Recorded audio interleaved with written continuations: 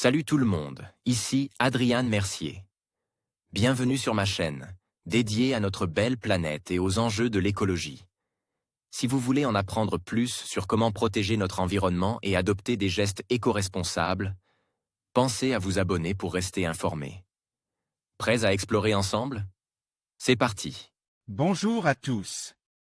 Aujourd'hui, je suis ravi de vous emmener dans un voyage fascinant à travers le temps.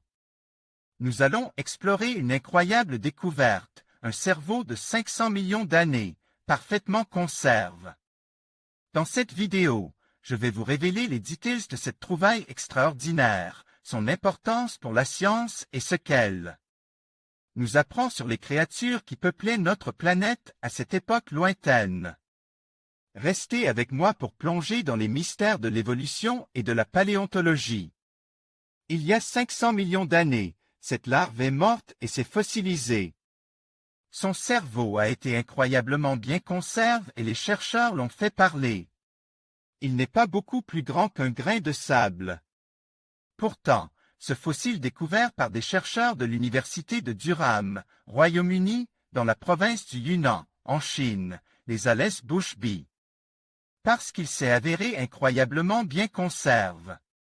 Et grâce à une analyse aux rayons X qu'ils détaillent dans la revue Nature, ils ont pu révéler les structures internes de ce ver, qui vivait dans les eaux du Cambrien il y a environ 500 millions d'années. Une larve incroyablement bien conservée.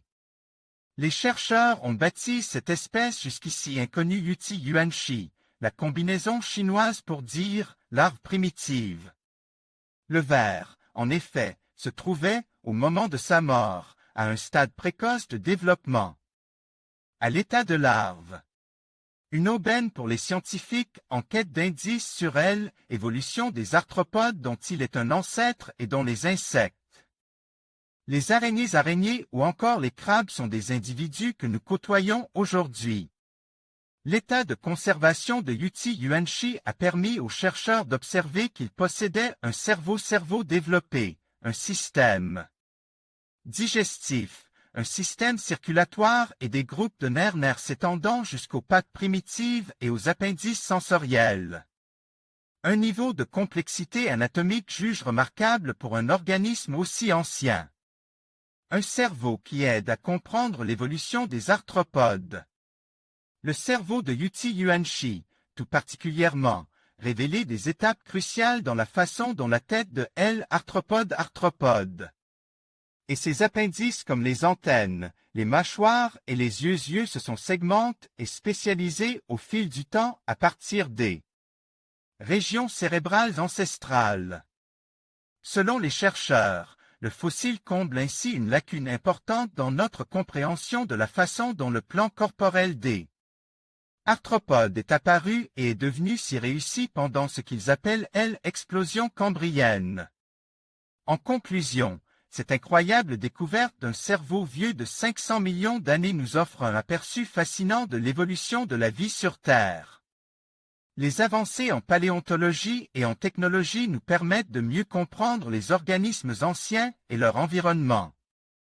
Cette trouvaille souligne l'importance de la recherche scientifique et nous rappelle combien il reste encore à découvrir sur notre histoire naturelle.